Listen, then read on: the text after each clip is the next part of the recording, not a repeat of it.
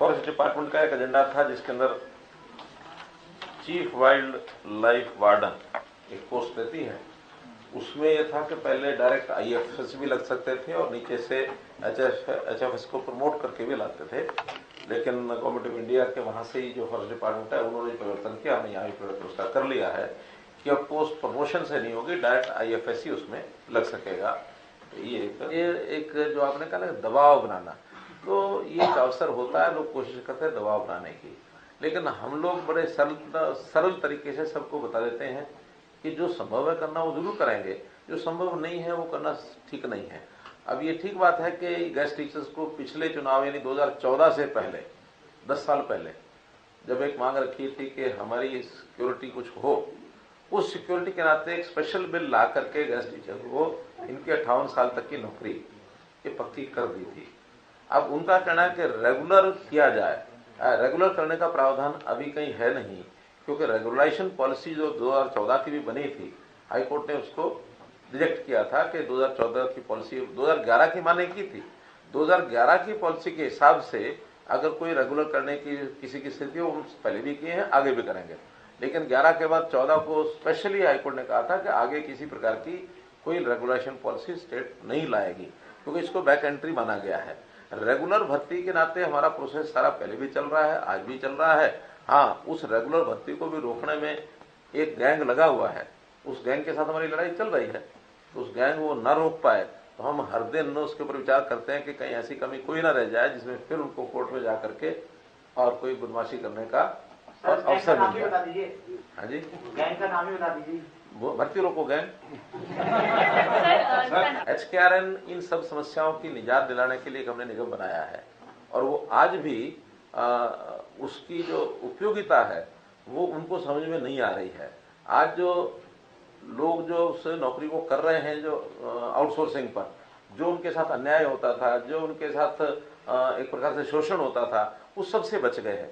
सबको ईपीएफ के अंतर्गत दर्ज कर लिया गया है, सबको ईएसआई का बेनिफिट मिलता है, सबको सैलरी टाइम पर मिलती है, जो कट लगते थे वो सब खत्म हो गए हैं, सबको निश्चित अपना पता है। हाँ, इतना ही है कि वो है ये भी आउटसोर्सिंग का ही, ये कोई पक्की नौकरी नहीं है।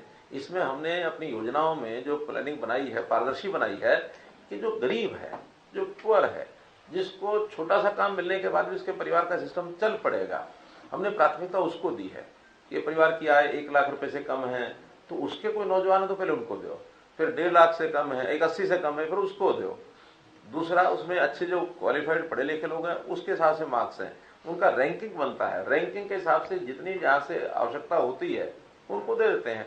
ये सबको पता है कि 1 साल के बाद फिर रिन्यूअल होगा इसका, जैसे आउटसोर्सिंग में होता है, तो सारा रिन्यूअल होता है, सब हिसाब से होता है, और ठेकेदारों से उनको मुक्ति दिलाई है।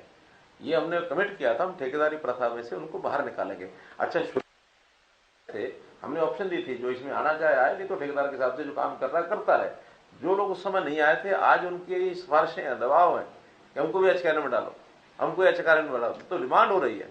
अगर ये इस प्रकार का होता तो फिर लोग डिमांड क्यों करते। और मैं कहता हूँ एक अच्छी चीज हमने शुरू की है और वो इसको टारगेट पर ले रहे हैं, तो कम से कम जिनको इनका लाभ हो रहा है वो तो सब उनके विरोध में खड़े हो जाएंगे। HKRN में उनके जो सिस्टम ठेकेदारी के जुगाड़ बैठे हुए थे, वो जुगाड़ खत्म हो गए, इसलिए उनको HKRN गलत लग रहा है। विशेष चर्चा में बोला था लोगों ने, जो 60,000 की भर्ती की बात कर रहे हैं ना, उसमें एक नया विषय जो अभी हाईकोर्ट में गया, सामाजिक आर्थिक मानदंड के जो 5 अंक हैं, उसकी वजह से शायद ग्रुप सी के जो आपने उस दिन भी कहा था कि जैसी स्टे हटेगा 58 दिन में पकड़ लेंगे, लेकिन वो सामाजिक आर्थिक मानदंड पर रोक लगी उन लोगों पे। जो बाकी बचे ग्रुपों के पेपर उनके बारे में अगर आपकी कोई चर्चा हुई हो? मेरी चर्चा हुई है, और उसमें यही है कि 5 अंकों पर कोई रोक नहीं लगी है। वो 5 अंकों के हिसाब से तो HKRN का जो रिजल्ट पहला टेस्ट है, क्योंकि स्टाफ सिलेक्शन कमीशन में CET का 2 टेस्ट हैं ग्रुप सी के। एक पहला टेस्ट जनरल टेस्ट है सबका, वो एलिजिबिलिटी टेस्ट है, उसमें 5 अंकों के साथ एक सिलेक्शन हो चुकी है, 3.25 लाख लोग उसमें पास कर चुके हैं। जो सेकंड टेस्ट है उसमें 2.5 अंक उनको मिलने थे, तो सेकंड टेस्ट में उन्होंने कहा कि इस 2.5 अंक का फैसला बाद में देंगे, अभी 2.5 अंकों के छोड़ के बाकी रिजल्ट बनाकर और आप लोग अपना रिजल्ट घोषित कर सकते हैं, ले सकते हैं और बाद में रिजल्ट भी घोषित कर सकते हैं। तो 2.5 अंक जो सबसे नीचे वाले होंगे उतनों का रिजल्ट रोकना होगा, क्योंकि अगर 2.5 अंक का बेनिफिट मिलता है कि नहीं मिलता है वो कोर्ट जरा डिसीजन करेगा। अगर नीचे वालों को 2.5 अंक का बेनिफिट मिल जाएगा तो वो 2.5 अंक ऊपर चले जाएंगे, और नहीं मिलता है तो जो ओरिजिनल 2.5 अंक या सारी लिस्ट है उस हिसाब से उनके सेक्शन मानी जाएगी। तो इसलिए छोड़ करके बाकी सबका घोषित करें। कब तक पेपर सारे कंप्लीट हो जाएंगे? अभी शुरू हो गए हैं, 56-57 तो होगा ही हुआ है, बाद में 31, 30 और 31 को कई ग्रुप्स के हो गए हैं। ये कुल मिला के हाँ, अब फिर हर सप्ताह 2-3 टेस्ट चले।